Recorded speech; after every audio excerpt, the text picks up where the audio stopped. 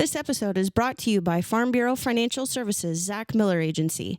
If you're looking for an insurance agent with a personal touch, someone willing to have the real conversations about what's important to you, assistance with submitting claims, and offering quality coverage options, Farm Bureau Financial Services, Zach Miller Agency may be the place for you. Whether you need home, auto, farm, commercial, life, or health insurance, we're here for you. Check us out at agentzachmiller.com. Farm Bureau Property and Casualty Insurance Company, Western Agriculture Insurance Company.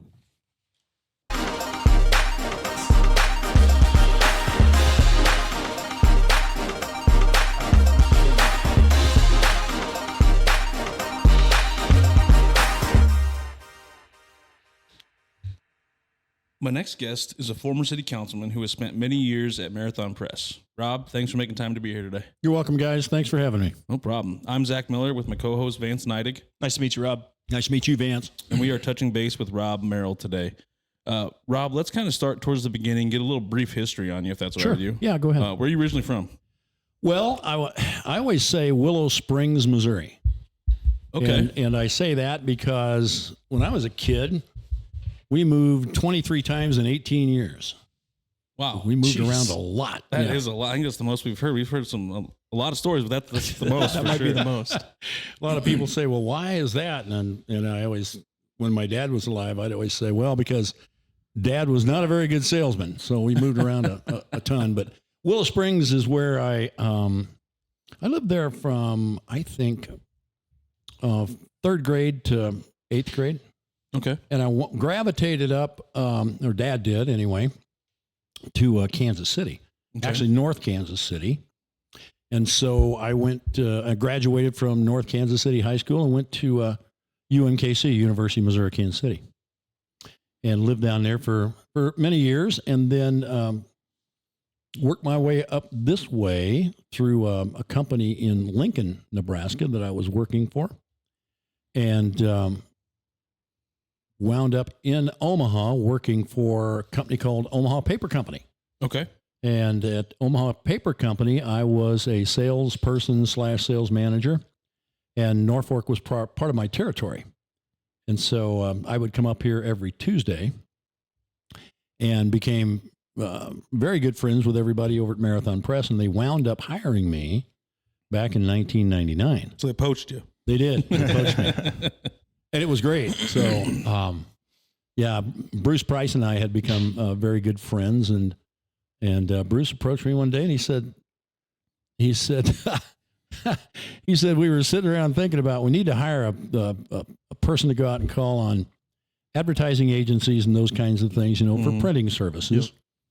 Yep. And he said, he and Rex Allowell, you guys know? I do not know that. You know Max? Yes. Yeah. Okay. That's Max's dad. Okay. And Rex had started the company. Okay. Anyway, long story short, Bruce was telling me they were sitting around saying, well, we need to get a guy that likes to teach people things and learns the correct things about selling, kind of like Rob does. And then, we would be looking for somebody that would work well with staff and be able to teach them things about paper and all that kind of thing, kind of like Rob does. And then so I think Bruce looked at Rex and said, well, why don't we just hire Rob? so anyway, been here since 99, and I retired from Marathon about 8 years ago. Okay. So you spent a lot of time there. Yeah, I was there 16 years? 18. 18 years? Yeah, almost 19. Loved it. Long stint. Yeah, it was a long stint. Enjoyed my time there. Great company, and great company today. Yeah, definitely. Going back to college, what was your major? It was business and sociology. Okay.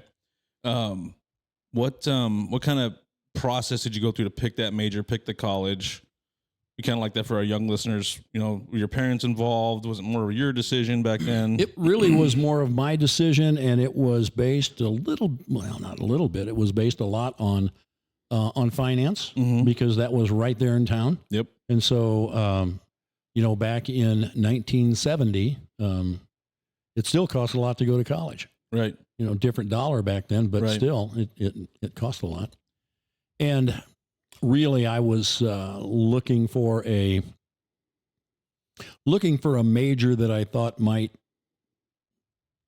kind of be wide open when I got done with it. Mm-hmm. My college career, I must say, was nothing to boast about. I think there's a lot of people that can probably say that. Well, I can say that without a degree. So. In my early years, when I was about 14, I actually got in the music business. Oh, really? Yeah, those were in the scary, dreaded folk music days. Okay. And I had a buddy of mine that I was going to junior high school with. And we became a duet singing folk music. Okay. And I was also a trombone player. Okay. That's my instrument of choice. Is this where Merrill talent came from? Kinda. Okay. I'm kind of jumping around, but How did you know about that? I did a lot You of did research. a lot of research. Okay. Well, we'll talk about that. But so yeah, in when I was 14, my buddy and I were playing coffee houses up on North Oak Street in Kansas City North, and I remember we played this one coffee house. We played for 4 hours a night, and we got $5 a piece a night and all the chocolate milk we could drink. That's great. That's a good gig, right? Yeah, Kept you out of trouble. it kept us out of trouble, and got to meat a lot of girls. There you go. There you go. Older women, right? Every one of them. Yeah. Yeah, but after that, I because I was actually a pretty good horn player, first chair trombone and all that kind of stuff. But I was a saxophone player, so you were? yeah. Oh, fantastic. Yep. So I wound up getting in the music business and stayed in there till I was 14 to about 25. Oh, it's a long time then. Yeah, my claim to fame. You guys will love this.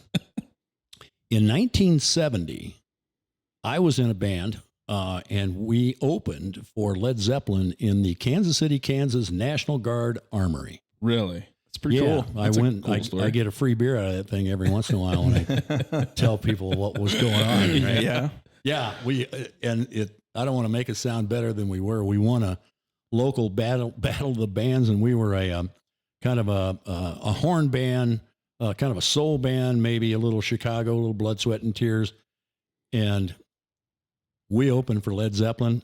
We almost got booed off the stage. Really? Yeah. That's a little bit of different. So, yeah, a little Yeah. different than Led Zeppelin is, yeah. So the student newspaper at UMKC came out the next day and said that we were so heavy we almost fell through the floor. But by God, we did. I got to sit back I was right behind a curtain watching Jimmy Page warm up, Wow. and he warmed up with a bottle of Jack Daniels. And he was burning something. I'm not sure what it was, but I got to watch him, and it was quite impressive. I'm sure. Oh my God, I'm sure it was. the dude could play. Once in a lifetime experience for Yeah, that. it really was. Definitely. Yeah, really was. that's So a really anyway, cool story. from being in the scary folk music business, I eventually my partner and I, my best buddy of 60 years, we decided to open a waterbed store.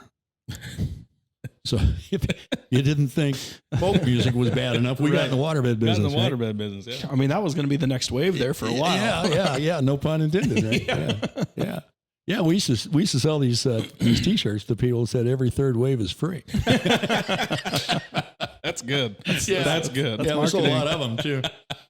But we opened up a couple of waterbed stores. Had one in St. Joe, Missouri, and had one in Kansas City North, which is north of North Kansas City. And so we did that for several years, and then I wound up going to work for one of our suppliers that was in Lincoln, and then after the waterbed business kind of started fading away a little bit, a lot of traveling that I didn't really want to do. Yeah. Wound up going to work for Omaha Paper and then Marathon, and here I am today. Nice. That's a really cool transition. Yeah, today I'm the current owner of Merrill Fine Furniture Repair Worldwide. Yeah, I love the worldwide at the end of that. You know, I'm waiting for somebody to have a chair in Spain so I can go fix right? it. Yeah. And I'll fix it for free if they'll just get me over Just there. get me over there. Right. Yeah. Going back to the colleges for just a second. Yeah. Do you think that college is still the way to go for education, or do you think more trade schools kind of need to be looked at? I mean, we kind of see it on both sides. We're just seeing that the education system might not be the best route for some people. Actually, I think if you can do both, you should do both. And I'll try to explain that. When I first started going to work for Marathon, I met my job was to go to advertising agencies and those kinds of things. Marathon was big in the photographic industry, but not so big in the commercial industry. So that was my job. Okay. So I went down in Lincoln. There's a company, it's still there today, called Arch Rival. And they were a youth branding company, very hip, if you will. Okay. Mm-hmm. Met a guy down there who was a partner in the company. And he called me out of the blue one day and he said, "Hey, Rob, I'm going to be in Norfolk on such and such a day. Why don't we have lunch?" I said, "Well, great idea. Great idea. What brings you to Norfolk?" And he said, "Well, I got to go out to Northeast." And he said, I have to take a test to keep my journeyman's electrician license up. Yep. So I said, "Great. Well, we'll do that." We meet for lunch. And the question I had for him was, "You're not a journeyman electrician. You have a degree in design from the University of Nebraska. Tell me about this." And he said, "Well, when I got out of high school, I told my dad I wanted to go to become a designer and a building designer, and kind of an architect kind of thing, but really is more on the artsy side of design." Right. And my dad said, "I think that's a wonderful idea. You should do that. How are you going to pay for it? Because I'm not going to pay for it." And he said, "Well, gosh, what should I do, Dad?" Dad said, "Go to trade school, pick a trade." And he picked being an electrician. Yeah. Mm-hmm. And he said, "If you go to trade school and you get your license, I will pay your way to UNL." That's a kind of That's a cool. Nice, That's a I cool thought deal. that was about as cool Yeah. as it comes. Yeah. Right. So, and the other thing he said was, you'll never be out of a job. Right. Yep. You'll always be able to find a job as a qualified electrician, Right. especially if you have your journeyman's It's license. true. Right. And so that's what this And keep this- it up through all the years. Yeah, and that's what this kid did. So I guess if I were to give any advice, that's the advice I would get. Get a license in a trade. Mm-hmm. You'll never regret Yeah. it, and doesn't take that long to do it. Right. I have a grandson that is getting his electrical license now, and he very well may go back and take some business courses or get a degree or whatever. Right. Yeah. But I think he made a terrific decision. Yeah. Because he'll have no student debt. He'll have a job that coming out of the gate will probably pay him six figures. Right. plus. Yeah. Right. That's the Exactly. trade schools or the trades right now they're in high demand. Oh So- yeah. I was down at Ben Swinger Glass today. I lost a couple of windows out of my camper, unfortunately. But I was down there talking to those folks, and they said, "Yeah, we can do that for you, but it'll be probably 3 months before we can get to it." And I said, "Well, gosh, I'm glad to hear you're that busy." Right. Well, we're not that busy. We're that short of help, Right. right?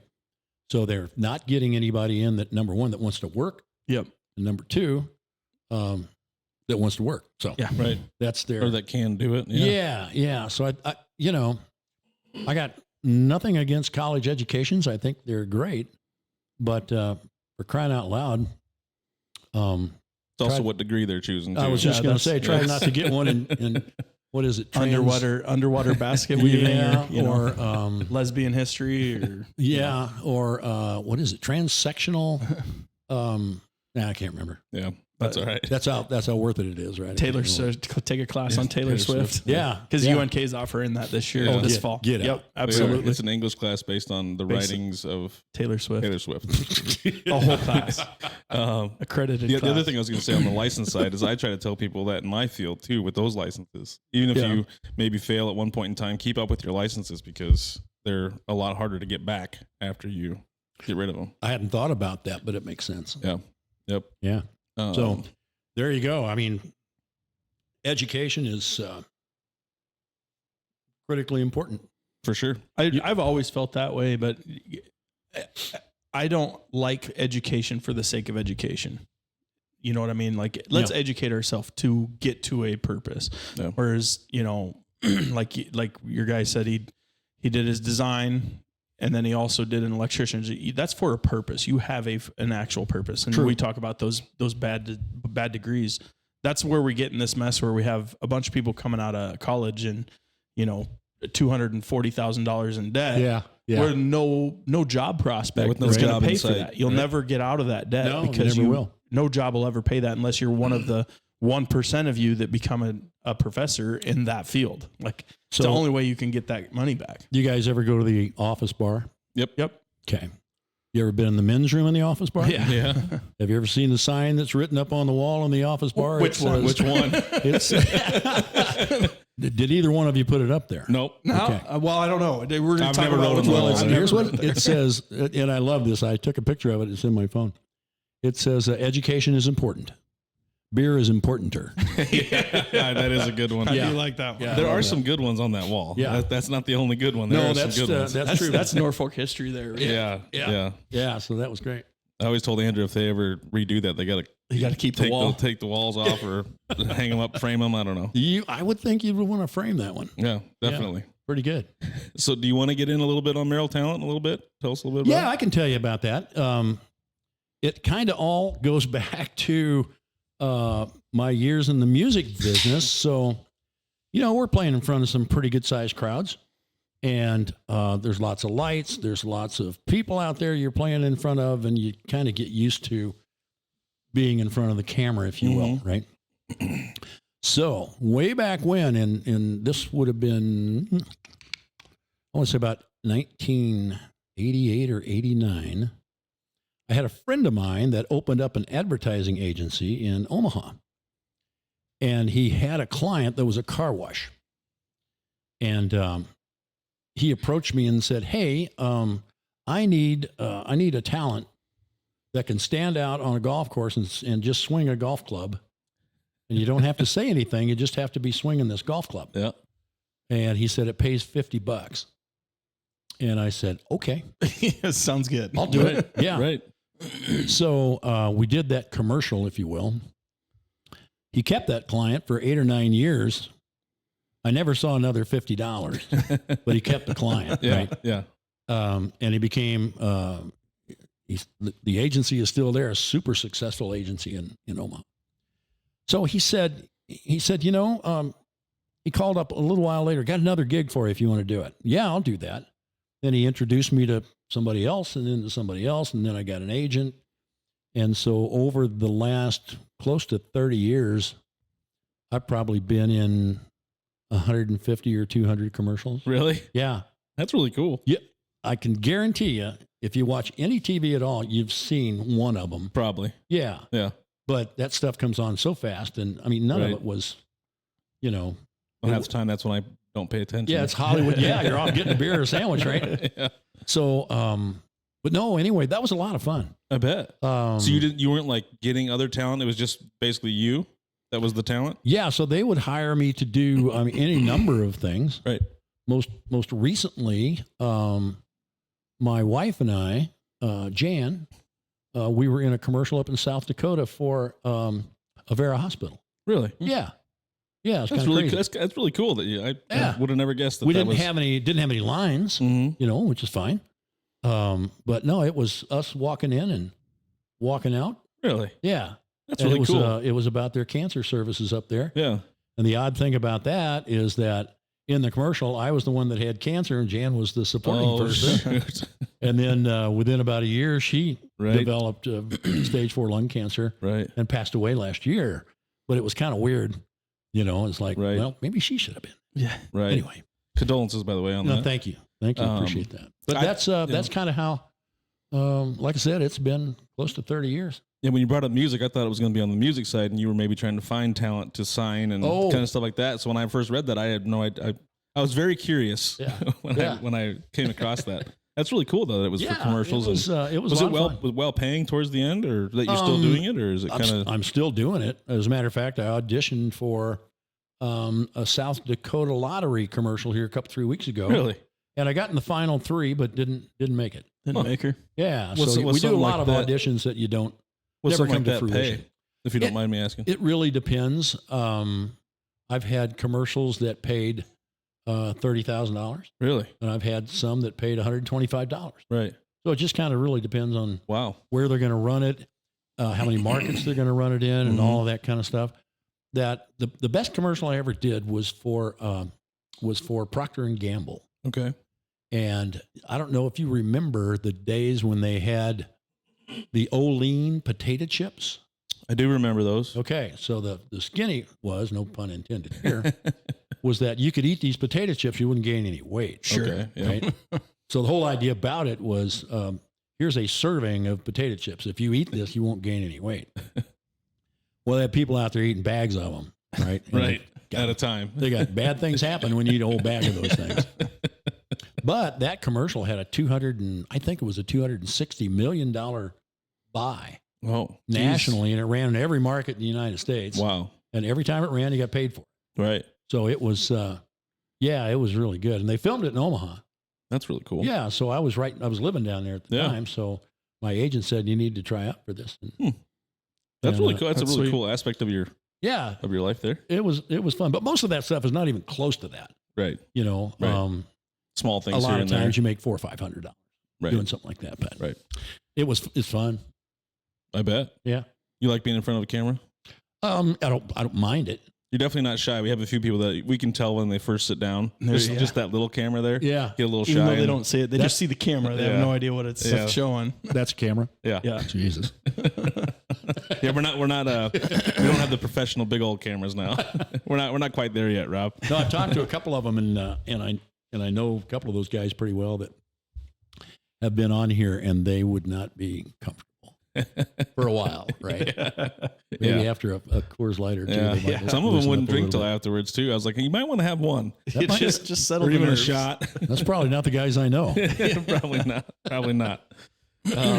So I did read too. Did you do a stint at NCN? I did, yeah. Okay. You were the community event specialist. That's what they called it, yeah. Can you explain kind of what you did over there? Yeah, actually, when I retired from Marathon Press, the next, I think it was Labor Day weekend. It might not have been. I have to go back and look. But anyway, I retired on a Friday, went to work for Mike Flood on a Monday, let's say, Okay. because he was just starting NCN Television, and he was looking for somebody to go out to communities and basically sell Friday night football. Okay. Right. And it might have been the best job I've ever had in my life. Really? It was great. So you're selling a product that cost $100, right? Mm-hmm.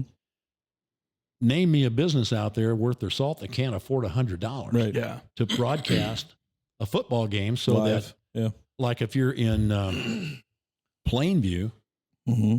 would you want to be the business that turned down an opportunity to have your customers, the grandmas, the grandpas, the aunts and uncles, Right. watch their kid play football on Friday night? Yeah. Right. Oh, it's perfect. So you drive to Plainview and you park in the middle of town and you get out and you start knocking on doors going one way, and you get to the end of town, you cross the street and you Go the other way. you go the other way, you go back up, then you get to the middle of town, you keep going until you run out of spaces, then you cross the street, you come down. Somewhere along in there, it's lunchtime. Yep. So you get to go to the local cafe and sit down and have lunch. And that's like a usually great job. full. Absolutely. Yeah, it usually is. And it's usually really good. Right. Right. And so you get to meet all the business owners in town. Yep. And you get to talk to them. If they didn't want to buy an ad, I didn't care. It was great just being able to talk to them. Everybody wanted to know, what's Flood doing? Right. What is Yeah. this NCN thing that they're talking about? Yep. And everybody was excited about it. So it was definitely a lot of fun. And I went to every community around. I mean, everything in the viewing area. And Right. at that time, it was just Northeast Nebraska. It was Right. the very first one. So Yeah. obviously he's done, Done well. done really well. Yeah. Definitely. But that was a lot of fun. So they also had Faith Regional is one of their larger sponsors. Correct. And Faith Regional was looking for somebody to do what they call a Health Beat Minute. And so I began interviewing doctors. So they would, they'd come up with a doctor that had a specialty, and then they'd have a list of questions. And so I just... And they still do that, don't they? Yes. Are you still doing it? Still am. We're going to do some more. I more. saw you somewhere. Yeah, we're going to do some more at the end of the year. They have some more providers coming. And, Yeah, before I had met you, I knew I was like, I recognized you from somewhere, and that's got to be what it was. oh, probably so. Yeah. Yeah. That's crazy. Yeah. Everybody always says, hey, I saw you on TV last night. I said, well, hell, you're staying up way too late. You see me on TV. But that's a lot of fun too. I learn a lot Oh, yeah. about the medical profession and all that kind of stuff. And Well, that's kind of our secret thing about this is we love doing this to learn. We're super selfish that We're way. selfish that We way. learn about about this. people. Well, we learn you know, everything we learn. you mentioned a while ago about education, right? So this is education you guys are Oh, doing. and 100%. Yeah. For me, I think it's and I hope that our listeners would do the same thing and Yeah. viewers, but Yeah. I love learning about what everybody's doing and has done in their life, gives me ideas like, oh, maybe I could do that, you know? Mhm. So it's kind of cool. Well, it gives you the opportunity to say yes or no.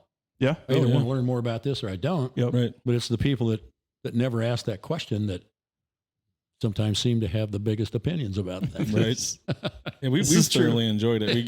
We get to ask people whatever we want, and because we come up with all the questions, and I spent some time researching you a little bit, so it was kind of fun to learn about the Merrill talent, and it's been this is we love this show, and we're glad you love it too. I do. Yeah. I do. I've gotten a real charge out of it. That's great.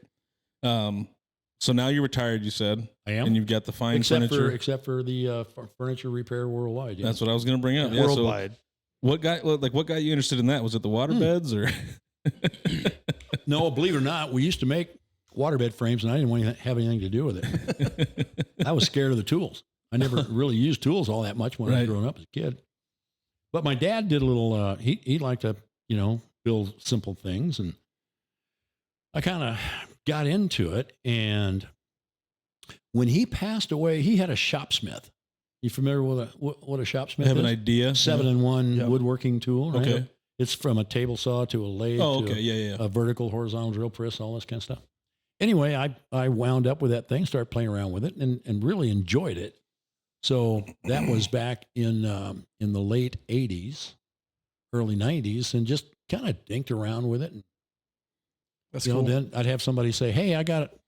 Well, we had an accountant at Omaha Paper, and he had a beautiful clawfoot table, and one of the legs broke. And he said, "Do you think you could fix this thing?" And I said, "I don't know. I'll give it a try." And it was a lot of fun. I learned a lot doing Right. it. Fixed it for him, and so after the last 30 years? Yeah. So you kind of learned it just by tinkering a little bit. Just by tinkering around. Yeah. That's really cool. I Yeah. like that. So now it's either fixed furniture or I do a lot of custom build stuff. I was going to ask People that you, want- you do custom Yep. build stuff? They'll bring something they'll see something on Pinterest or Bring it to you? Etsy or something like that and say, "Hey, can you make this?" Yeah, probably.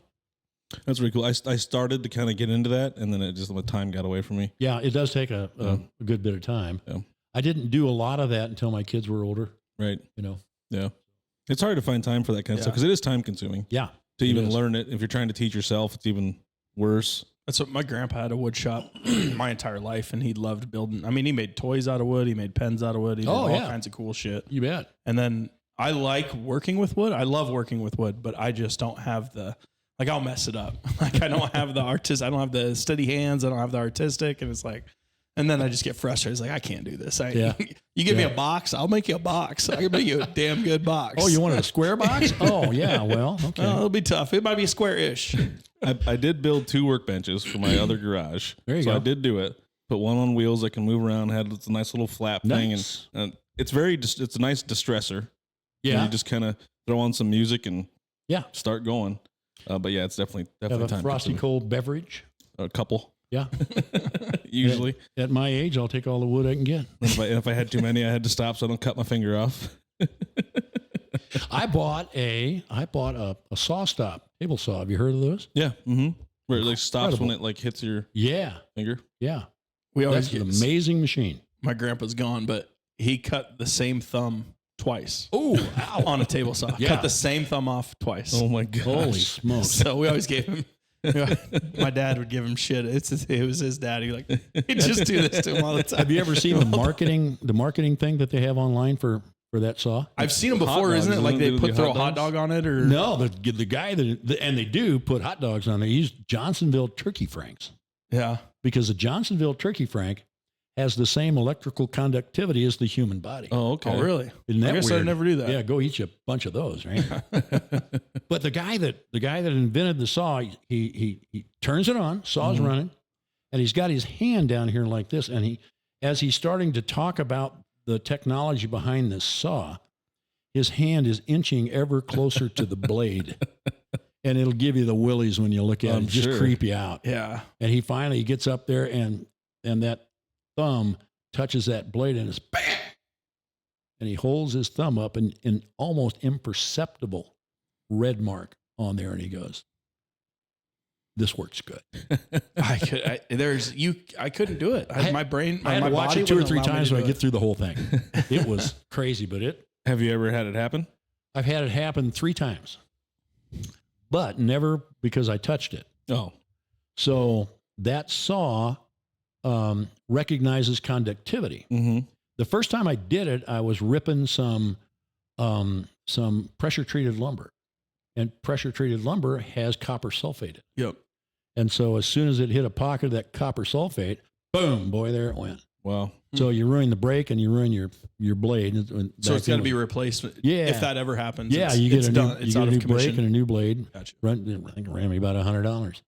The next time I did it, it was I was putting a dado into a piece of oriented strand board, which is about the cheapest crap you can get, Mm-hmm. and it's full of this particular piece was full of ground up nails and screws and all this kind of stuff. I didn't even think about it. I knew better. Right. Yeah. I got about an inch into that thing, bam, off she goes. So it ruined my dado blade and a brake.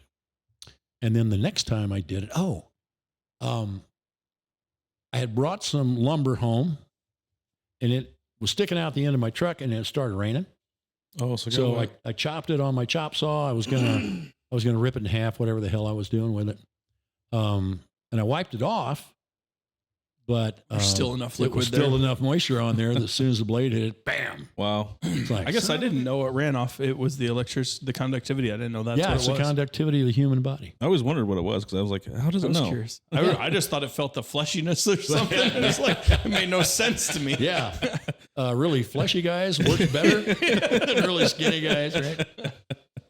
That's funny. So what's like your favorite piece that you've made? Oh, Custom. boy. Gosh, that's... Or that you most enjoyed the process of making? I was able to make a bar that when folded up was, I'd say almost square. Okay. But then you open the 2 doors on the front and they go back and they're equal with the cabinet that's there. And it held liquor and it held wine glasses and it held cocktail glasses and all that kind of thing. And it was, turned out really, really nice. Mm-hmm. Yeah. That's really cool. Yeah, it was fun. That's interesting. It was good. Thought you were gonna say like a bed frame or. Well, I made most of the furniture in my house. Did you? Yeah. Made my kitchen A lot cheaper that way. a lot cheaper that way. Yeah. So you did all your cabinets and everything? Yeah. That's really cool. Yeah. It's fun to do. Did the basement. Got a big bar down the basement. Well, if I do another bar, I know who I'm calling. You holler at me and I already bought one, but we'll get it done. I didn't know you did all that stuff. Yeah. I would have called you sooner. Well, we get done later. I'll show you some pictures. Yeah, definitely. Kind of moving on. Yep. It is always sad to lose a loved one too early. Yeah. That's I true. would like to speak a little bit about your late wife, Jan. Yeah, if that's let's do okay that. with you. Yeah, sure. You said it was cancer, Mm-hmm. stage 4 lung cancer. Right. From the get-go. From the get-go. first diagnosis. Yeah. How did you go about processing that? Are you still processing it now? It's been, Still- a year ago? Still processing. It was September of last year. Nope. Okay. Yeah. Yeah. Still processing that. And, she's the love of my life, my best friend. We were married for 18 years and we dated 5 years before that. So our families have blended, Right. and that's all still a strong bond. That's good. Everything is great. So you met her here I did. when you moved up after you moved up here? Yeah. Mm-hmm. Yep. How'd you meet her? She got hired on at Marathon Press. Oh. Yeah. I'm not sure if that's legal to do anymore. I think somebody no, that That's you how I work met. with, That's right? how I met my wife. All right, Technically well, it is. Good. Some people say don't. pardon the French, but don't where you eat. Yeah. But, I mean, I've had bad experiences dipping in the company pot. Yeah, so. there you go. There you go. But it works for some people. Well, it does. Cool. And we had a great relationship, had a great marriage. We worked together, 5 days a week. Right. And then we'd go home and we lived together every day. That's a tough one. Yeah. So you guys must have had a real good bond. We did. We did. She loved to play golf, and so do I. Good. She does not like to fish, and I do. That was a plus. She would tell you that. Yeah. She liked garage sales. I can't stand them. Let's see. What else? Golly. They always say opposites attract, so that's... Yeah. She was a lot more, what would I say? A lot more responsible than me. She's Petersburg farm girl, right? And very, very responsible type of a person. But she liked to have fun, right? I mean, it wasn't like she's stiff and all that kind of stuff. Right. She loved to have a good time, and we played a lot of golf together and traveled a lot, and campers and all that kind of stuff. She was a terrific employee at Marathon Press, and every time we'd have somebody that would come in and tour the plant, and my job was to give plant tours, tell everybody how we did what we did, right?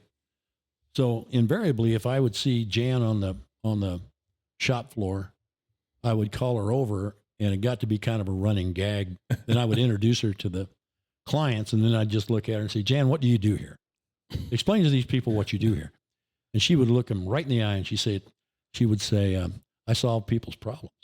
There you go. And that's what she did. Oh. Yeah, she did that not only in her work life, but she did it in her everyday life too. Yeah, that's really good. I like hearing that, because I don't always say that about, but I try to do that too in my life. Yeah. That's an awesome statement to make. Oh yeah. Well, we could talk about her for a couple hours. Yeah. I mean, it would be pretty easy to do. And I'm, obviously miss her a lot. But she and I had lots of conversations about what today would be like. Right. Because she was terminal from the day she was diagnosed. Right. So I guess how long did you have, I guess? About 30 months. 30 months? Yeah. Okay. Yeah. And to tell you the truth, those 30 months were some of the best months of my life. Right. Yeah. They weren't the most pleasant. Right. But my God, they were incredible times. A lot of deep conversations, a ton. Made sure you had fun and a ton. Well, she wanted to make sure that I lived life. Right. I suppose there's a lot of people that, for one reason or another, just kind of quit. Right. And she was not going to allow that for me. That's good. And I wouldn't have allowed that for her either. Right. You guys had that's a good connect to have. True partnership.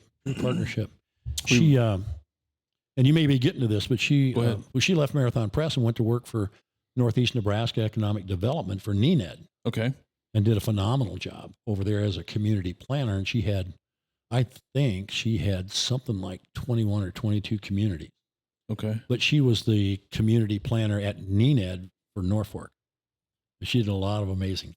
That's good. Yeah. Was that kind of like grant writing then, or how? Yeah. She wrote a lot of grants and facilitated. You have some that specifically that you might want to bring up that she maybe had a hand in? Sure. You maybe can... she wrote the grant for Brosh Avenue, for the skate park, she wrote several grants for downtown, what's the word? Facade improvement programs, all those kinds of things. Yep. She wrote the grant for the pocket park. She did a lot of, you guys will love this. She did a lot of blight and substandard studies. Yeah, I thought we were getting away from that word. I thought we were done with politics. Yeah. Well, blight and substandard is, that's the state's fault. They where in the hell they ever come up with some of these names at the state? It doesn't talk about what it is. Yeah. Right. You know, and we've talked about, or you guys have talked about blight and substandard. Then you talk about TIF financing. You know, there's all this stupid shit that comes out of the state. Yeah. And it makes you wonder why we're paying so much money for somebody to come up with a dumb name like that. That's true. But, That's true. but anyway, that was part of her job. But she also did that for Hardington and for Laurel and Albion. And so a lot of stuff, if you go into a lot of these smaller communities now and you see that they have a new fire hall or they have a rec center or they have new streets in their town. She retired in December of 21. Now, did she retire because of the diagnosis, or she was? No, she was going to retire anyway, Okay, and we would have been in the Grand Canyon in January. Okay, but so we didn't get to do that. right. But if you go into those communities now and you see new stuff, there's a 90% chance that she helped facilitate the federal dollars that came back to those communities. Yeah, yeah, and I know you're not a big fan of, you know, getting those community dollars back through the federal government as grant a little dollars. bit. Well, yeah, I don't mind. I understand the concept. Yeah, I look at it as, and I hear the argument that can get given to me is, well, if we don't take it, somebody will. I get that. I completely understand that. But I think maybe we should just stop spending money.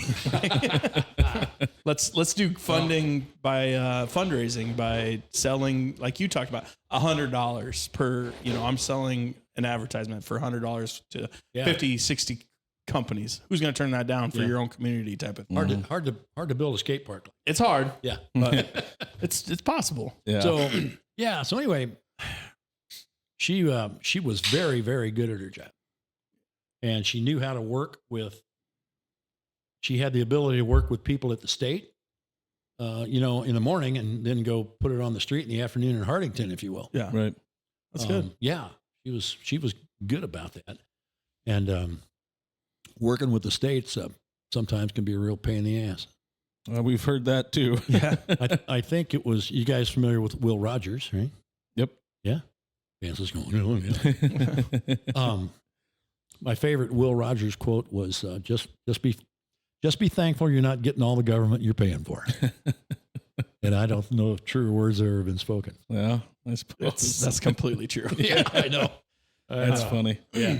Yeah. That's cool that she did the small thing, because we've had that conversation. So we had on a that few with of our- Gene. With Gene. We talked about how more like whether like some communities don't have one Their own. of their own or whatever, and how she was probably doing a lot of that. Jan was. She was. And how maybe like 2 or 3 close communities could share one, you know, That's, that they'd have of their own. So they're not having, so like Jan wouldn't have to write for such a big area, which I know was probably a good thing. But yeah. And then that's the reason that, like, she had so many communities, but there's, I don't know if I have this number right, but let's just say there were, I'm thinking about it, 2, 3, 4. There were at least 4 people down there that did what she did. okay. On the community side, and then there's a housing side too. Right. Okay. So, but you're right. If you go to Laurel, for example, it would be a good example. That community doesn't have the dollars to afford to buy the services of a grant writer. Right. So, wading through all of that stuff is not fun. Right. So that's where she would come in. Now, these communities paid into NENED to have that service, but not a lot. I mean, that, right. you know, her salary got spread out amongst 30 communities or whatever. So it wasn't terrible. Right. It was a good value, I think, for those communities. Correct. Correct. Yeah. And we also are on the side of that, not saying that her job shouldn't be there, but it shouldn't be that difficult of a thing to go get. We think, I guess, sometimes, but yeah, we get why it's needed though. Yeah. Right now, because it is difficult to go get the grants, and it's tough. It isn't easy. Yeah. she had a great job. That's great to hear those stories of what she was able to accomplish and help. Miss her a lot. I'm sure. I'm sure. I do. She sounds like a great woman. I did not have the chance to meet her, but your stories are really bringing You to guys light. would have loved her. I'm sure. I'm sure she could have came in That's here good. and tore us apart. Oh, no, she could have come in here and explained exactly what she did and why she Right. did it and how it got done. Right. But she wouldn't have torn it. Well, you know what I mean? Just able to hang with the conversation. Yeah. And some people are just scared to come talk to us, you know? There were times she explained to me just how stupid I was and made me feel glad That's to what I hear mean. it. That's what I think would have happened. Yeah. I like people like that. I do too. That are able to stand up and Yep. tell us that we're wrong. Yeah. Yep. Even though we're not wrong, but maybe. I just I'll like take it every once in a while. I just like that you keep bringing up things that you've heard on the podcast. So that means you're listening. I Oh, like yeah. that. I like that. You got some That's backstory on both of us too, so you came prepared. So you stated you may have a little bit of a backstory on an August 8th, Well, or how do you want to approach this that you sent me today? I don't know, because this is a slippery slope. You guys don't talk about candidates by name. We can't. I mean, we can now. We were just trying to not do it at that time, and on other our shows, you know, we try not to. While the elections are going on, how would you want to explain that, Vance? We're trying not to make We're it not so we're picking picking a sides. candidate. Yeah, as a group, we're not going to pick sides. All right. Obviously, Zach has a vote, so he's going to vote, Yeah. Yeah. and that's Yeah. his position. Whatever. I don't have a vote, so I'm not going to vote. But Yeah. we as a group don't want to pick and choose who we're going But to be you voting. can say whatever you want. Well, I'll tell you what. I'll share the backstory with you when we're done. Okay. How's that? Okay. You don't want to talk about it on here? No, I don't, because I don't want. That's totally fine. Yeah, I don't. Were you a proponent of how it happened? No. Okay. I was not. How about this? How about we just you want to give your opinion on the vote yes as a Initiative. general thing? Oh yeah, I can do that. How about that? I How can about do you that. give your opinion, then you can give us the backstory after the podcast. Yeah. And I'll try to think about that backstory too. That's fine. But and it doesn't have anything to do with a candidate's political leanings one way or another, but Mhm. it talks more about the candidate's character. Okay. And I would share that with you, but I'm not. I Okay. don't know if I'm comfortable sharing it. That's totally fine. fine. Yeah, Totally that's fine. okay. We can talk about it afterwards. It's only one of the three I'm sure. I have an idea. Yeah. candidates. I'm that- sure we'll get into that because I have a question about that too. So Okay. we're going to find out either way. Okay. So what was your other question? The yes vote. The What's yes your thoughts vote. on the yes What vote? was your How it thoughts happened? on how that kind of came about? Do you believe that it should have been in one big bulk thing? You know, I think I'm like a lot of people and a lot of council people too. When I first heard it was all going to be cobbled together, I can remember thinking, that's a big ask. And maybe that is too big. And when I sat down and talked with some folks on city staff, it was like, well, you know what? There's something in here for everybody. There's people that want the aquatic center, and there's people that don't want Tahazuka, and there's people that do, and you know how that whole thing. Mm-hmm. Well, the practical side of me said that the city derives the majority of their tax dollars from sales tax. Mm-hmm. I haven't seen an exact number, but I would bet you dimes to dollars that at least 50% of those tax dollars comes from people outside of our zip code. We Well, talk about I'm- that a lot, and I'm sure Yeah. you're I would correct. almost guarantee you that with Well, you with go the down bedroom communities, or Yeah, the yeah. hub that. Yeah. I mean, everybody comes to work here. Yeah. Somebody buys something coming to and from work. Yeah. Like- So we had one of the guys that was totally against that would go out and tell you this is not a $45 million project. It's a $90 million project. Just like if you were going to go buy a home for $250,000, it's not a $250,000 home. You know, it's damn near a $600,000 home if you keep the mortgage for 30 years and you pay it off. So I thought that was a little bit deceptive, because the way I looked at it was, if you're going to invest, let's say $45 million, then the citizens of Norfolk are going to pay $22.5 million.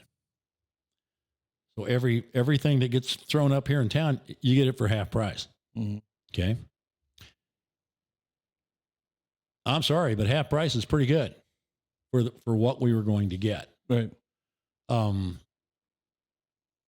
But when you talk about should we have cobbled it all together at the end of the day, no, we shouldn't.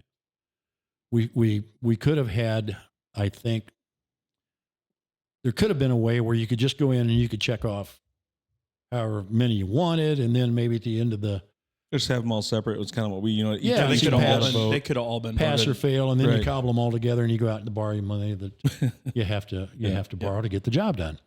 But Randy Gates, I mean, I was on council for 12 years. Randy Gates is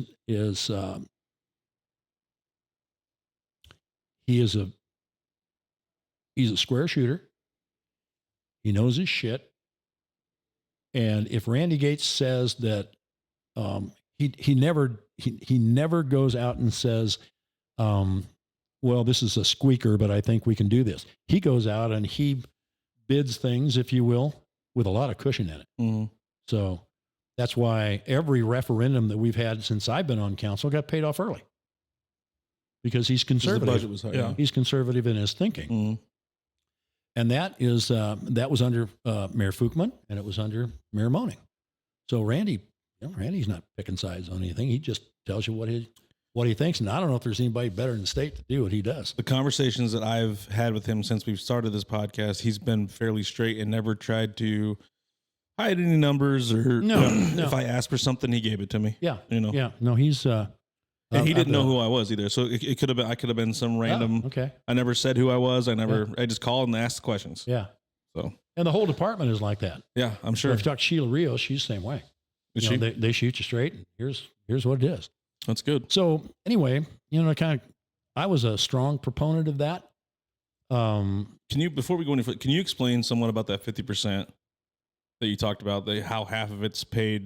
Can you just explain that a little more? We're just talking on like if you were to do like a sales tax bond. Like Yeah, a percentage. if you did if you did a 0.5 cent Yeah. increase to the sales tax, Yep.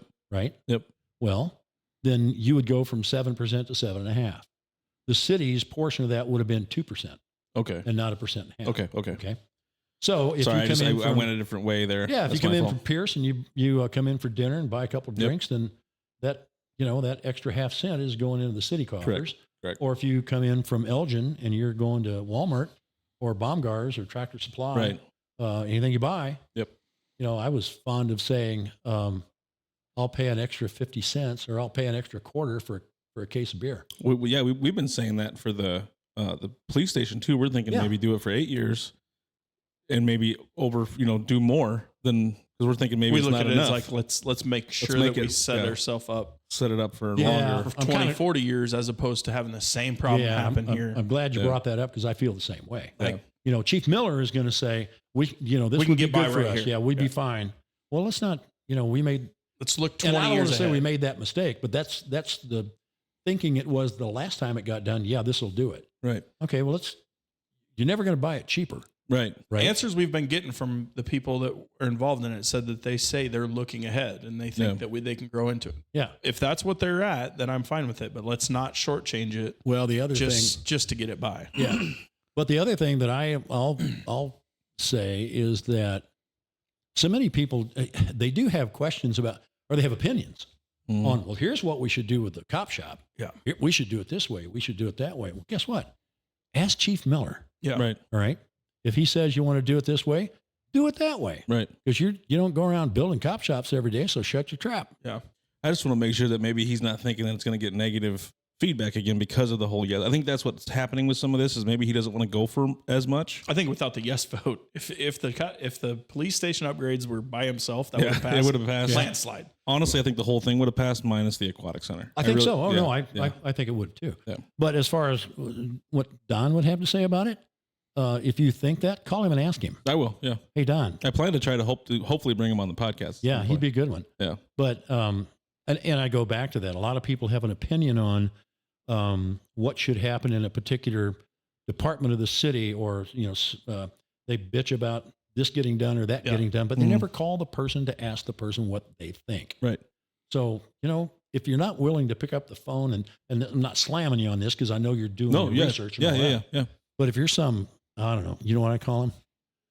Dumbass with a data plan. Yeah. The echo chamber. Yeah. That's what Oh we call my it. God. Yeah. So you're you're more than welcome to your own opinion, but not your own facts. Yeah. So if Right. you want to get the facts, call the person that has them. Right. Yeah. Right. Same thing about get me going off on it. Good. Let's do it. So like the transparency question, Mm-hmm. right? So I'm on city council for 12 years. It would surprise me if I got 30 calls in 12 years.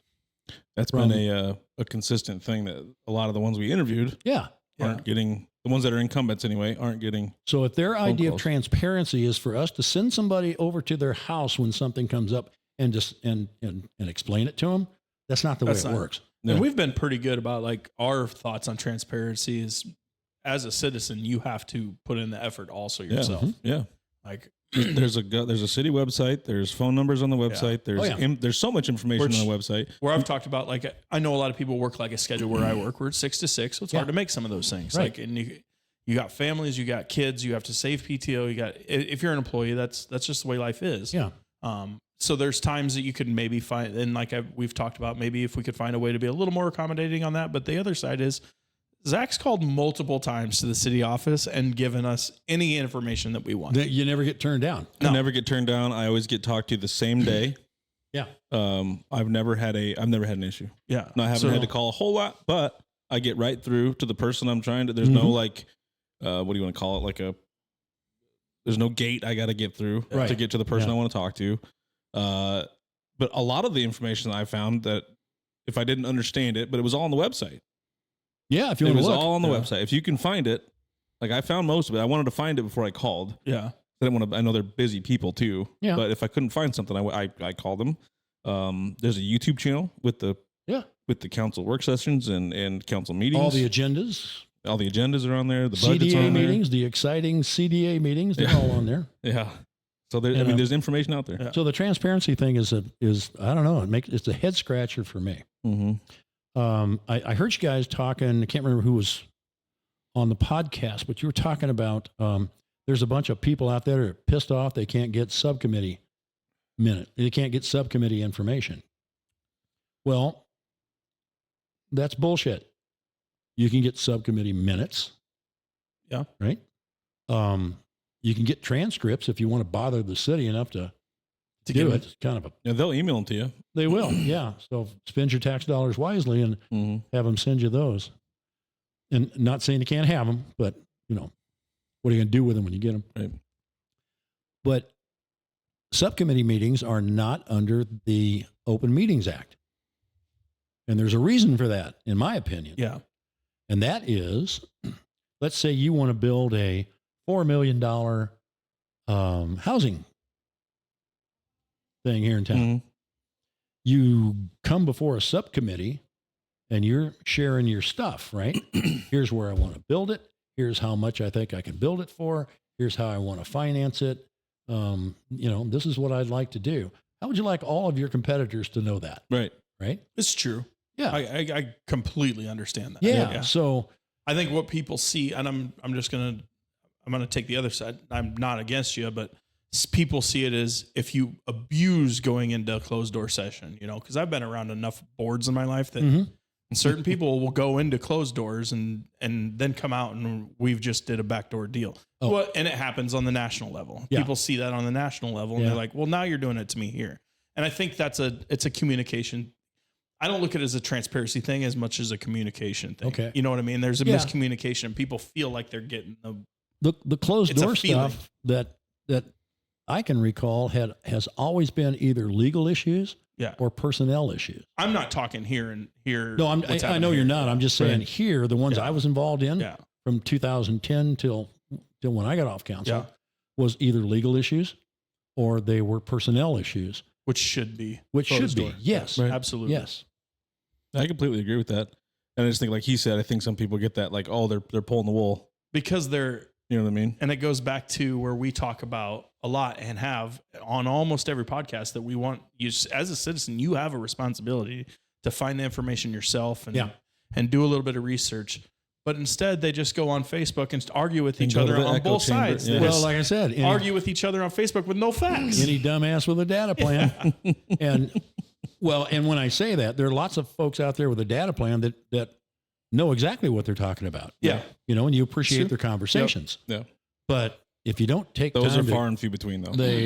they seem to be. It's when you see an argument between two sides, you could be a person that kind of knows what's happening, and then you see both sides are both lying about what they're talking about, or not knowing what they're talking about, and like, what are you guys like?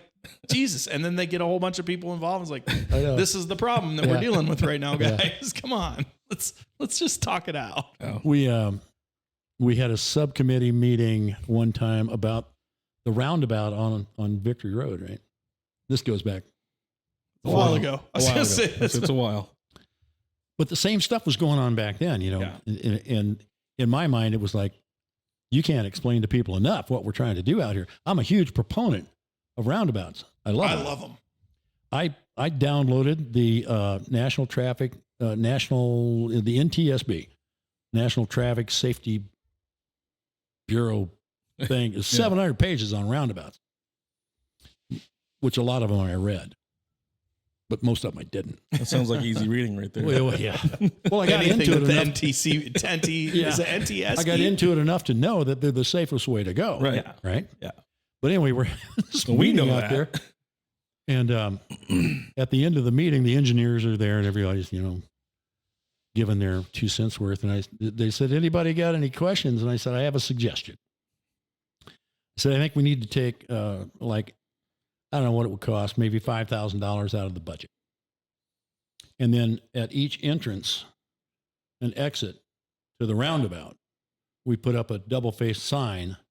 And on one side of the sign, it will say, 'Welcome to Norfolk.' And on the other side of the sign, it'll say, 'Leaving Norfolk.' And that should take care of everybody's questions about what are you doing in a roundabout." We didn't spend the money for that. I'm sure that got turned down, right? Yeah, pretty much. Pretty much. I think they're faster until you get that one person that can mess it. And that's what people hate. It's just, somebody just doesn't. Come on, just go faster. They're definitely safer. They're definitely. They are. Yeah. On 18th and Paswalk, I got behind somebody with a 66 county license. And they were nice enough to stop in the middle of the roundabout and let somebody else go through. And I didn't lay on the horn or anything because I saw the 66 and probably thought, not been here before. First time in the city. No. Yeah. It's frustrating. Yeah. Yeah. How was your time on the council? I enjoyed it.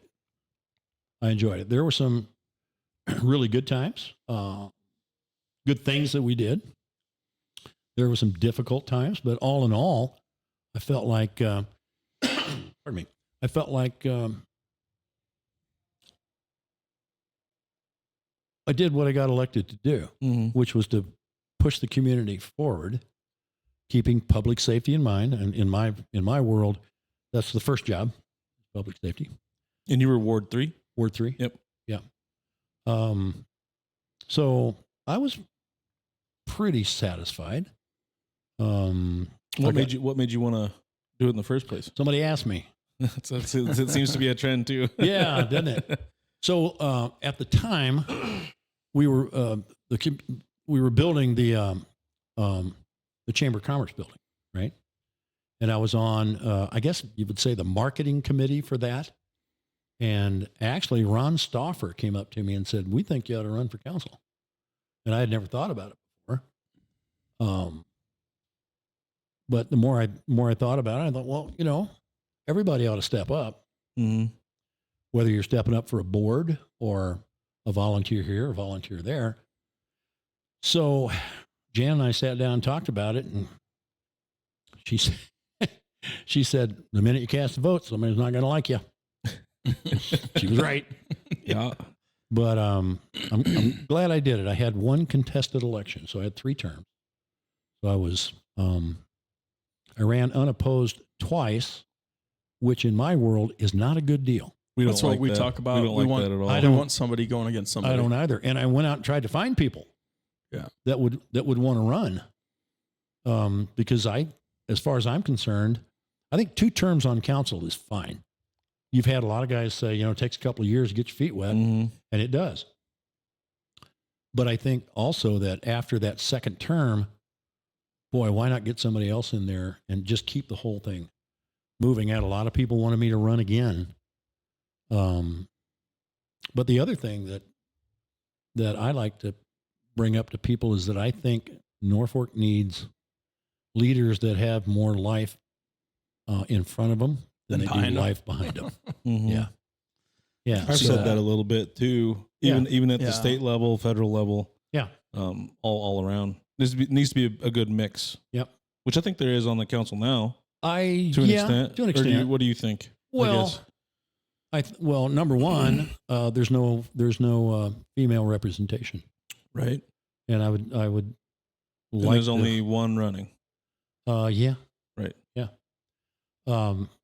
I understand that, and in my the time when I was out there trying to find people to run, it was hard to find a woman that wanted to do it because they had so many other responsibilities. Yeah. Mhm. And this is not what I think. This is what I heard from, Right. some of those folks. A perfect age to be on council, I think, is between 30 and 50. And if you think about raising a family between, and raising, that's tough. Yeah. For them to do. So anyway, that's one thing. As far as the age thing goes, I'm trying to think now who is the oldest person on there, and it might be Frank. I was just going to say, I think it's Frank. But for all those folks that are listening, it sure looks like it is. Yeah. Frank looks old. Hi, Frank. Don't call me. And then Andrew would be the youngest, right? I'm trying to think now. Yeah, that wasn't a very good. That wasn't a very good joke for Frank. Hopefully, he forgives me. He'll be okay. Yeah, he'll be all right. He knows we're joking. I think Andrew would be the youngest. I was trying to think in my so he's your age, right? Yeah. He'd be like what 37, 38 then? 38-ish? 38, so 38, 30, 37 to 39, I guess. okay. Ish is a good number. Yeah. 38-ish. Yeah. I usually have to say, what year is it? And that's how I know Right. how old I am. Yeah.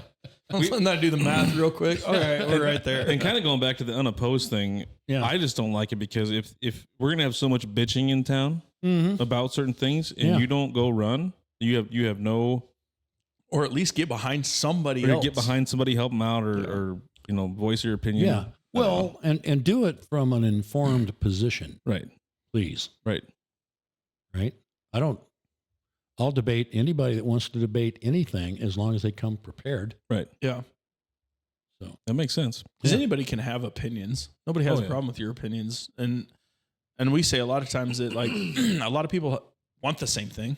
Yeah. Want it different ways. Yeah. Like, we want to go about it different ways to find the same outcome. yeah, Sometimes that's it's the right way. Sometimes it's not the right way. True. And then best thing, put that, the battle of facts or the battle of ideas and get them out there. Yeah. We try to talk about them. Yeah, we try to get as informed as we can on the podcast, both podcasts that we run. We're not always going to be right, but we try to at least give an educated opinion on it. Yeah. Well, and it shows in your work. Well, we appreciate that. Yeah. I do want to get into a little bit of the postcard that was sent out and get your opinion on that. So, and we've already touched on this on useless assumptions, but as many. Yeah, I listened to that. Did you? Yeah. You can maybe give us your thoughts here in a second, but as many may know, you have been a big part of Shane's campaign for mayor. I have. What made you decide to be so active for his side of the election? Well, Shane and I got elected on council the first, both of us back in 2010. He went away for a couple of years because he moved. Yep. Right? But I've come to know Shane as thing I like about several things I like about him. One is his heart. He loves people, and there's not hardly anything he wouldn't do to help somebody out. Like when transit went down, what they do? Him and Aaron went out and bought a bus. Yep. And paid these guys driving the buses to go out and pick these people up and do what they needed to have done. They've gone out and he finds solutions for problems. Yep. So if the bus was a problem, great. If snow shoveling was a problem for people, he found a solution for that. He was always one on council to listen more than he talked. I think that's good. But he also came up with, hey, what if? could we do this? Could we try this? Or, I heard that. No, that won't work. He wasn't afraid to say no. Yeah. But he was always one of those guys who would just sit around and say, yeah, can we do it? Can we do it this way? Right. But once again, with a big heart. Probably the other great thing about Shane is he understands the money. He understands the finances. And I think you guys did get into budget a little bit. Yeah, he brought a whole binder. Yeah. He So went into it. if you want to know how the city of Norfolk's budget works, sit down and talk to Shane because he can tell you. That was probably 40% of our podcast. It with him was. budget. Now budget that you related. mentioned, because I listen to the podcast. Yeah. But there's a lot of people that come before the council and they bitch and moan and gripe about, why do you guys do this? And what the hell were you thinking when you were going to do this? But you never hear them come up and say, rather than do that, why don't you try this? Right. They want to put people in a bad light without offering any solutions to the issues they want to talk about. Yeah. What I always say is they can talk about something but never have a plan. All hat and no cattle. Yep, exactly. Yeah. So after that, I would like to get your thoughts on the postcard that was sent out of another candidate's camp. How do you feel about those tactics? I think that we're a small community of people that know each other. We're friends, neighbors, and I wouldn't talk that way about my neighbor. Right. Now, I was talking to, who did I mention this? I was talking to somebody yesterday about that postcard, and I said, if you wanted to bring up those points with all of those percentages of this is good and this is bad and bad and bad, the way to do that, put a picture of the council up there. Put everybody, because it's a council thing. Yep. Yeah. So if you're against council, we'll do that. In my opinion, the only reason that card came out the way it came out is because somebody's afraid they're going to lose to Shane. So why don't we try to make him look really bad? We made it extremely clear. Like when we did this meet the candidate thing, it was everybody's out there to get your own views out there. We weren't attacking a single person, and not a single candidate talked bad about their opponent, and we wouldn't have allowed it to happen. Yeah. And that's what we want politics to get that way. And we're trying to make that point happen because it happens at the federal level. If this doesn't change to where we get rid of negative campaigns and just have a campaign on, like we said, the debate of ideas out there, like, let's just talk. Every person that we've had on is a good person. Mm-hmm. Overall, I would sit and have a conversation or drink or a beer with every single person that came on.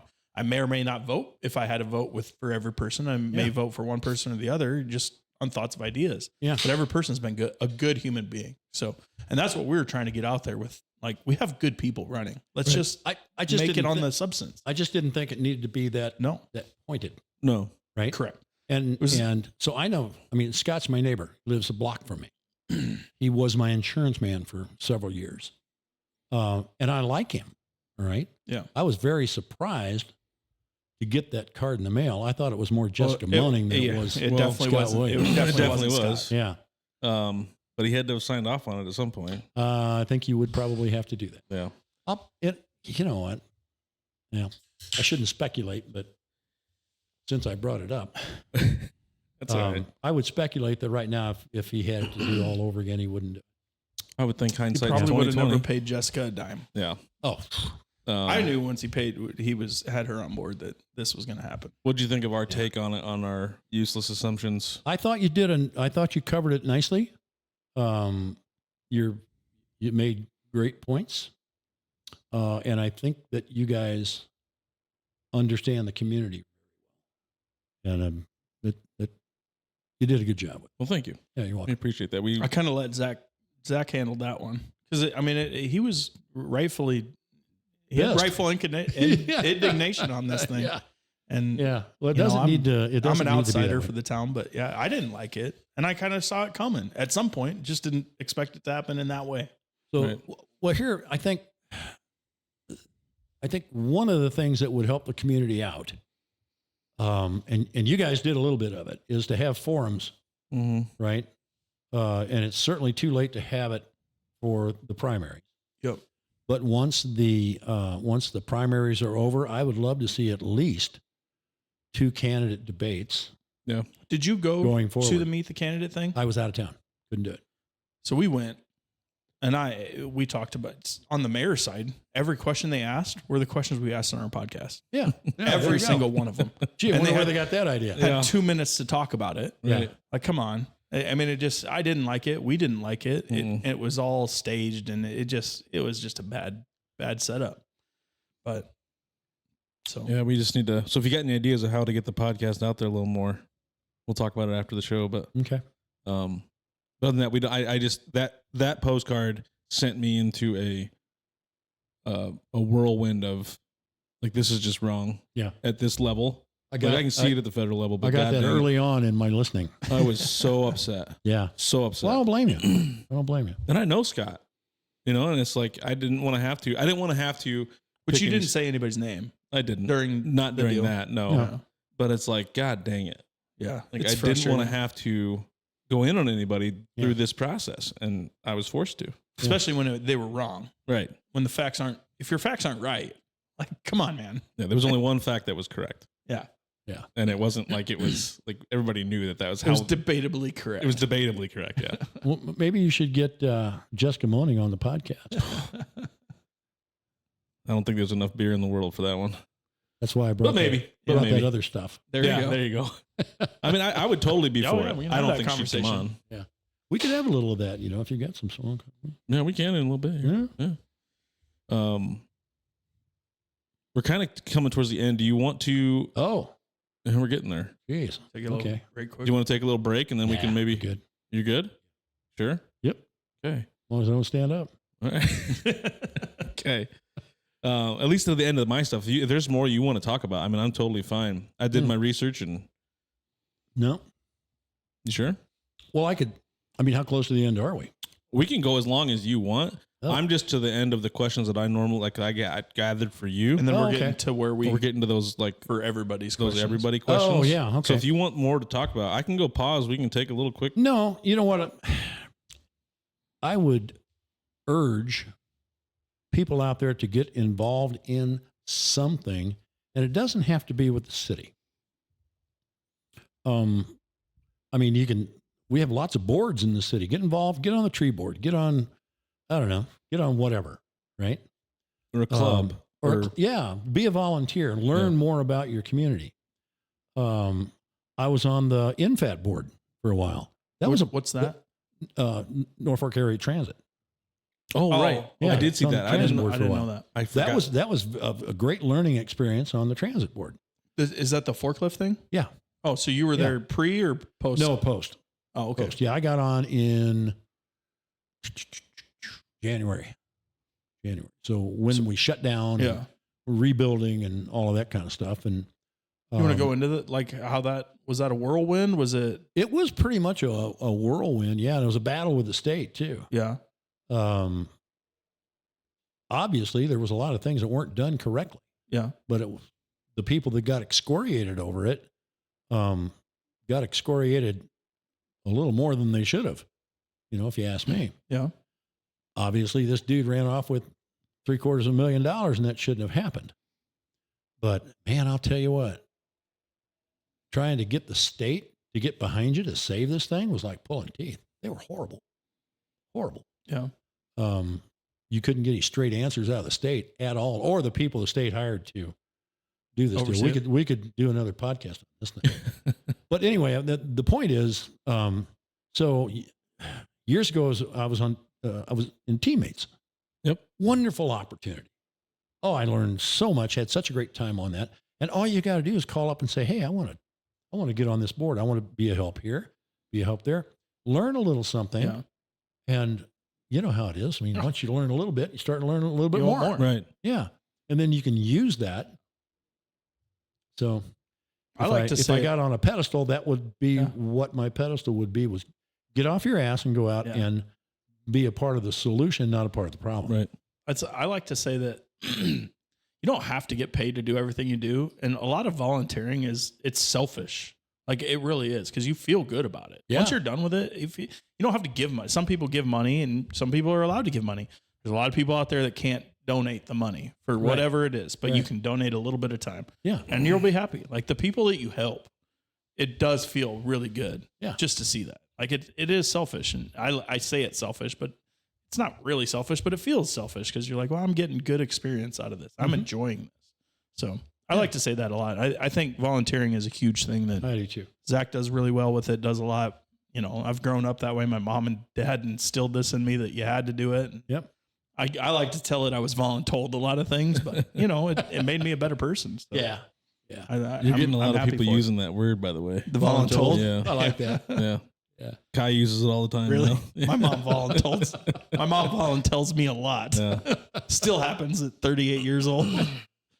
That's really funny. And we thought, so our view on that too is that that's the reason why we started the podcast, was to get involved. Yeah, and maybe makes sense. make some more, I don't want to use the word positivity because we're not always positive about things, but trying to inform people in a different way. Mm-hmm. So that was kind of our, Well, you can't be positive without touching on a little negative, right. right? Right. Yeah. And that's what you guys are doing. You're a positive influence in what you're doing, but sometimes the negatives We'll have sticks its the head up. tough conversations. They suck. Yeah. I mean, they're not fun all the time. No, not all the time, but they're necessary. Yeah. Right. Yeah. And we won't shy away from too many topics. Good. That's good. Actually, I don't think any. I don't think there's any No? topic that we would shy away from. All right. Whether I'm right or wrong, I don't right. care. Yeah. Right. I'll figure it out. Definitely. What the guy say, he said, I could agree with you all day long if you weren't so wrong. Exactly. Yeah. Funny. I like that. Yeah. That's a good one. I'm gonna have to go back and write all these down that you said so far. That's really good. But yeah, other than that, I like I said, I tried to do a bunch of you and I had just met a month or two a month ago. Yeah. something like that. So it took me a little bit I didn't know a whole lot about you, so I had to do some research and wanted to make sure I at least had enough to Well, I'm going to kind talk of to learn you. about you. I want to talk to you when this is over about where the hell did you find out all this? Oh, we will. We'll have a couple beers afterwards. Yeah. Okay. Don't worry. So I'll ask before we get into this other stuff. Yeah. I see your shirt you're wearing, the Eldo shirt. Yeah, Are you part of the Eldo board or anything? Are you involved in that? I am but a lowly golf member. That's me too. Yeah. I just my first year is this year out there. So No, I belonged to Eldo for at least 10 years. yeah, through the hard times. Yeah. Yeah. So most recently, I helped them with some of the marketing that it took to get to that first meeting for fundraising and all of that kind of stuff. So I helped them along with the guys at Marathon Press. Yeah. Big shout out to them. But we got the information out into the folks that live around that golf course. You probably got it. Yep. Here. Yep. And so that was in an effort to get people to come to an organizational meeting to find out just how bad things were and what it would take to get from point A to point B to point C. And have you played it yet this year? I've played it quite a bit. I'm doing the Wednesday night league out there. Oh, you are? Yep. Yeah, me too. We'll play each other sweet. this year. Oh yeah. Yeah. It'll be good. Well, had I met you, I would have seen you out there last week. Yeah. Yeah. I played against What's your team number? 16, I think. I don't remember. I don't remember. I played mine against either. Chris Brummels and Nick you did? Detlinger last week. Yeah. So I'm good. I hang out with Detlinger and Brock and Fritz and Rupp and all those guys. They're my favorite guys. So I was a member out at Battle Creek at Evergreen. Okay, yeah. And they came out for the last 2 years. Yeah, I played out there last year. And so I played Wednesday night out there too. Yep. So I probably played you last year. We may have, yeah. And I probably don't remember, but so me and Kirby played out there, and then they all talked to you. You got to come back out here. I was like, well, I'm a mile away from my house out there. Like, why am I going to do that? I ended up out here. So good. Here good. I am. Kevin's done an amazing job. It's looking good. So we started playing there last fall after we finished out at Evergreen. Started playing all the fall, and even from that to now, it's crazy. Yeah. Which we've been blessed with a lot of good rains, which is really, really helping him. But what he did on that south side is insane. Amazing. Yeah. Well, and what wasn't done prior to that started showing up, and it's like, holy crap. Yeah. There was a lot of stuff that had not been done that should have been. Yep. But I think Andrew is going to do a phenomenal job. I like Andrew. Everybody's already talking about what a great deal it is. Yeah. Who's Andrew? Andrew Schmiel is the guy that they hired to run the clubhouse and the golf program. Okay. So as I understand it, he'll run the clubhouse and the golf program, and then Kevin's going to take care of the golf course. Yep. So there's a dividing line in there somewhere. What's Andrew's last name? Schmiel. Schmiel. And it's Kevin Bruning. That's what I thought. Okay, so Yeah. he's back, right then? Yep. Yeah. Okay. Yeah, he's running Kevin everything. stepped away from his business That's what I thought. to come back and get this golf course back in shape. Yeah, He's supposedly the guy his that built kid's it in the kinda first running place. I was going to say, business because he was doing it He- when I was younger. He was the years. guy that built the course. Yeah. He knows where everything is up there. Yeah, it's doing really well. They're up over 205 or 10 members, which it hasn't been like that for many years. I've But been debating on it, so yeah, you guys No, will it's get all me. good. No, you guys are all going to talk about us, and I'm going to have to do it. I think you should. I'm a horrible guy. You going to teach me? No, Then maybe not. you, You're I gotta athletic. find- You're I athletic. got to You'll figure find it somebody out. to come out and. If Chuck Charles Barkley can golf, you can golf. Promise you. but if you swing like him, we're all going to look the other way. yeah. No, I'm going to give you shit. Yeah. Even though I'm not good at golf. Yeah. So, That's funny. That's great. Yeah, that's great. You guys found that out. Now you guys are going to be looking for each other Yeah, we will be. this week. Yep. Kind of moving on. You want to move on to the hard hitting election questions? Yeah, let's do it. This is where former councilman backs away. Yeah. So as we are in an election year, how do you feel about where the state of our country is right now? And do you feel that we are being well represented at the federal and state levels? I think it's a shit show. Good word. Yeah. tell us more. Yeah. Tell us more about that.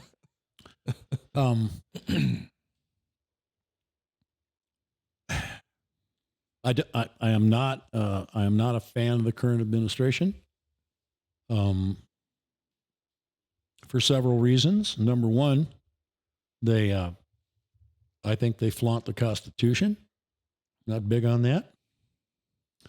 Kind of a fan of that document. Yeah, it's kind of what got us to where we are.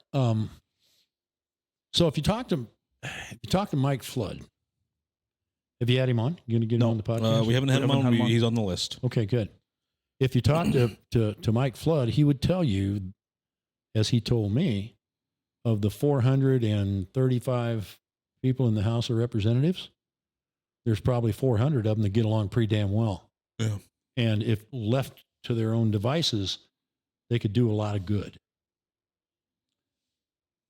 But there's 35 of them that are so partisan and so bitter and in such positions of power. And this is not a quote from Mike Flood. Right, this is my own take on it. Mm-hmm. They don't allow the other 400 people to do what they got elected to do.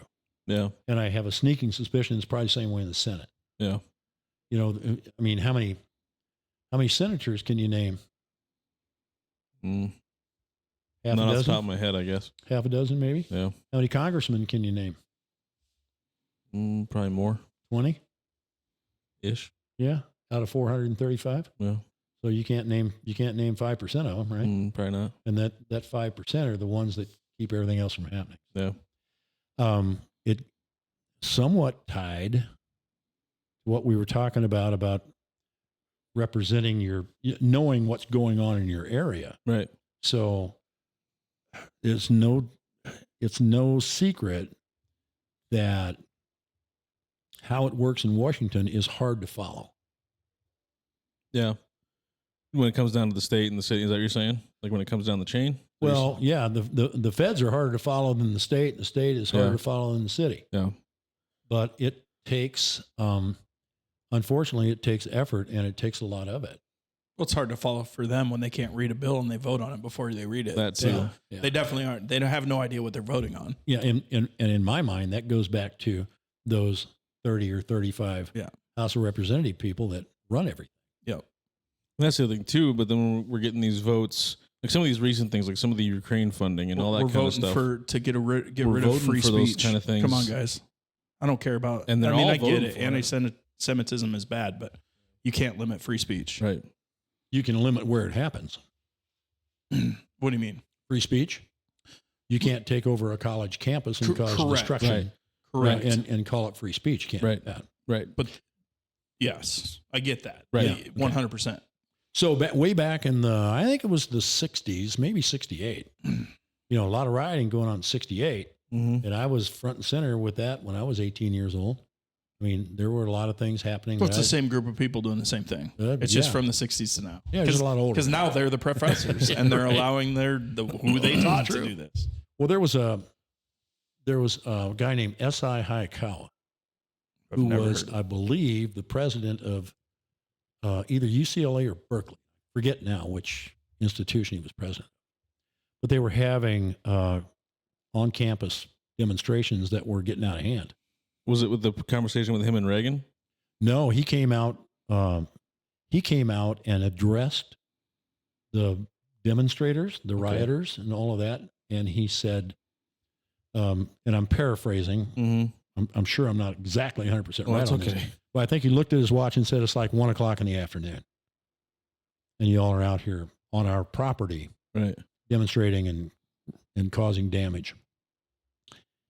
I'll be back at 6 o'clock. If you're still here, you're expelled. He comes back at 5:45. There's nobody there. Yeah. Right. They all went home. Right.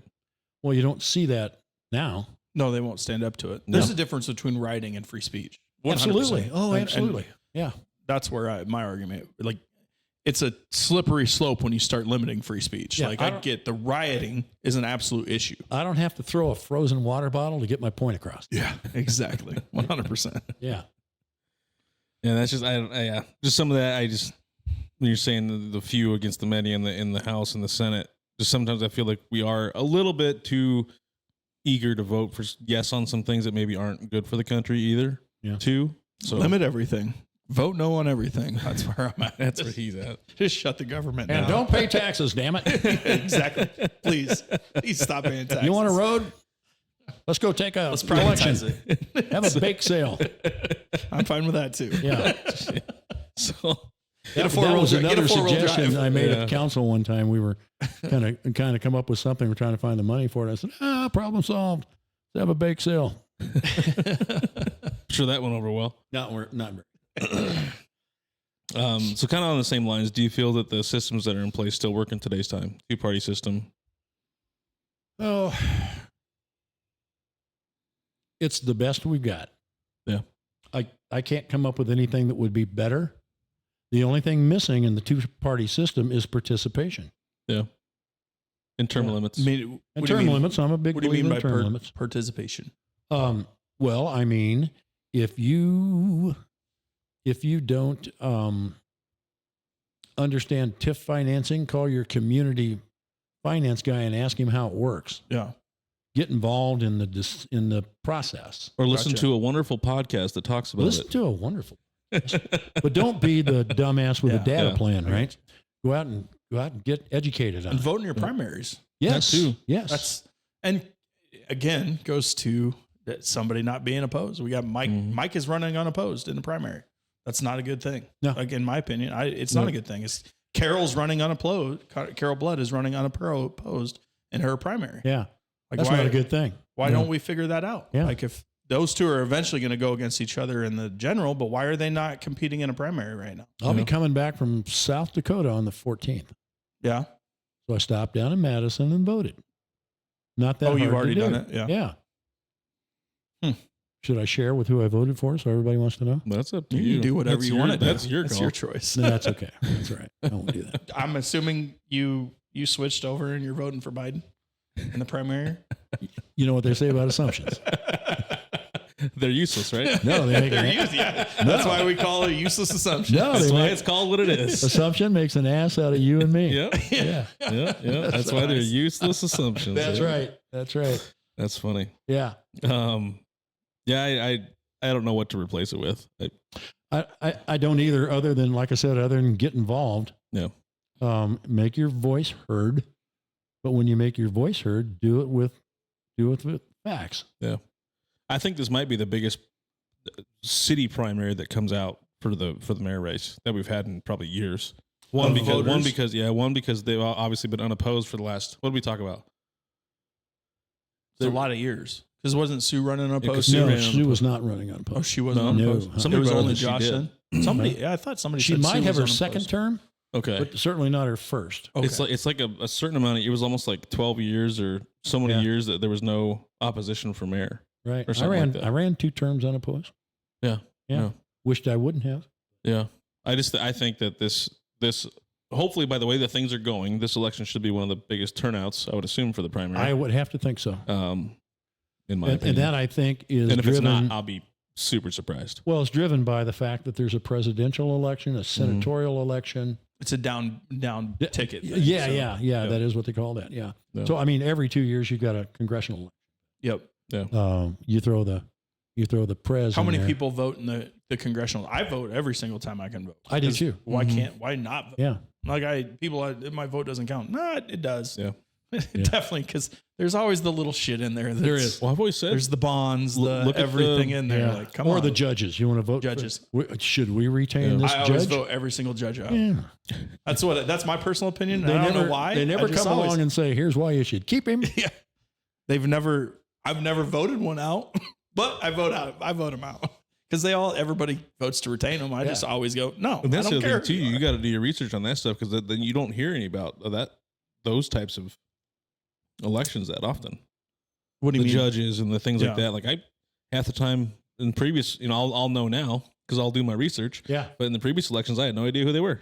I vote them out not knowing anything about them just because I don't want them in there all the time. Yeah. Like that's where I'm at. Get out of it. It's time. Go make your own money off the public dime. Well, I guess that's our belief in term limits too, I suppose. That's where I'm at on term I'm a limits. believer in term limits. I think that the current term limits for Nebraska senators, too short. Yeah. We kind of discussed that a little bit. I think you need to give them one more round. Yeah. Yeah. So you kind of believe in what Rob's trying to do with the... Yeah. He's trying to add one more year. He's trying to take it back to where it was. Yeah. Yeah. I think you have limits, but if you think it's hard to learn how a city operates in 2 years, Yeah. Oh, yeah. take it to the state level, Yeah. it's that much harder. Yeah. And Because you're dealing with disparate groups of people right. that you don't find in the local community. Correct. I don't think it's as needed in this. Like, obviously it's needed at the state level, but I think if we need it at the federal level is I where agree. it needs to start. That's where it needs to start and come down. I think 3 Senate terms and 6 legislative terms would be fine. That gives It'd be a lot better gives than where 12, we're at. 12 years for a congressman, and like I said, anything That's would be about better. that's about 40 years less than where they're at right now. yeah. Because usually they die and they wheel them out. I saw Bernie's running again, so Bernie can't run anywhere. He's worse than Biden. that's funny. Yeah. Oh, Oh boy. where do you see yourself going in the future? Are you enjoying where South you are? Dakota. Next week. Do you see yourself staying in Northeast Nebraska? Yeah, I do. My family is here. I don't see myself moving anywhere. I'm at the point in my life where I might get out of here in I know where this is going. maybe November or something Yeah. like that when it turns cold. Come back for Christmas. Yep. I've got my camper, and but I'll always remain here. That's good. Yeah. It's good to hear. I like hearing that. There's some people that just want to get out at that point. Too cold, too. Yeah. That's I like to good. change the seasons. And you're involved a lot too in a lot of things, though. So does that kind of keep you kind of going too? Well, I think it. Yeah. I think it keeps you. I mean, one of your businesses is worldwide though, so you can go wherever. I go wherever. Yeah. As long as they pay. You the don't have dime. to be here. Get my camper across the ocean, but Yeah, there's boats yeah. for that. It can happen. Yeah. You're just careful what tanker you get on. You don't Yeah. want to run into a Yeah. bridge. There are certain groups I won't work with. Yeah. You guys, Blazing Saddles fans? Yeah. Yeah. Yeah, well, Been a while since I've seen it, but but yeah. we won't work with the Irish. Love that movie. Yeah, it's a great movie. They said they edited that movie for TV. Yeah. Yeah, it's going to be on Saturday night from 8 o'clock to 8:07. Yeah. Right. That's a good That movie wouldn't be made right now. No. There's zero We're chance they coming could back make that. to Zero it. chance. We're coming back. We're coming back. The comedy's actually being able to be done as comedy now. Again, the woke culture's kind of going away. So Yeah. that's good. Let's hope so. Is there any like last thoughts or anything? I mean, and we can always bring you on again at some point too if there's more things. You're a great interview. I don't really have any last thoughts. Okay. Just Perfect. you guys keep up the good work. You're doing amazing stuff. Well, we appreciate that. Yeah. Thank you. And let everybody know who won't come on. We will. Uh-huh. It's obvious because I put out who was on, and I said we reached out to everybody. Yeah, but you guys never talk about names, and I understand that. You're right. Yeah, we went into it with, because I promise you, he calmed me down one day. Did he? And I calmed him down one day. Yes, there's two people that were scheduled. They were on the schedule. We actually had them were scheduled, and one of them rescheduled the day of, and one of them rescheduled a couple days before with no date to reschedule. Mm-hmm. So wait a minute. Can you reschedule without a date to reschedule? Right. Our thoughts exactly. Or is that just you blew me off? Yeah, and they share the same campaign manager, whatever you want to call him. Consultant. There you go. Oh, really? I didn't know that. Yeah. Okay. And the other one just he had decided that his constituents would not probably listen to our podcast.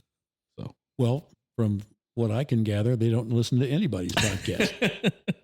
So, why not just be happy in your dumbness? Yeah. Perfect. Yeah. Well, we really enjoyed having you on. Thank you, guys. Yeah. Thanks to my co-host, Vance Neidig. Without him, and usually we have Cole Peterson back there, but he's not there today. He couldn't make it. But huge thanks to you, Rob Merrill. Thank you for being on here. We really appreciate you coming on. Thanks for coming on.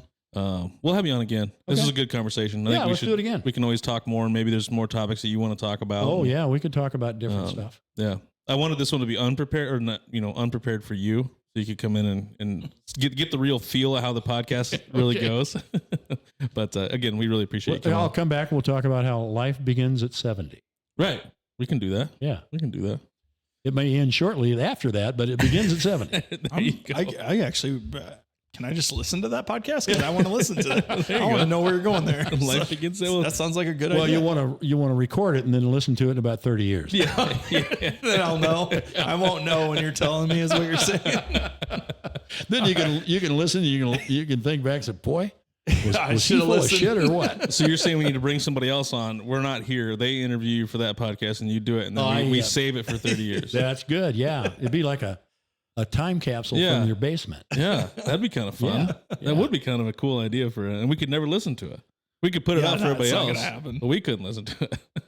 That's kind of a cool idea. I don't have patience. I don't know if people that know me know I don't have patience, so that's probably not going to happen. Right. If it's there to listen to, but I'm definitely up to having you back on. Anytime something comes up in town, you seem to be okay with giving your opinion on things. And, yeah. I really appreciate you coming on. Yep. Thanks for having me. Yeah, definitely. And we will see you guys all next week.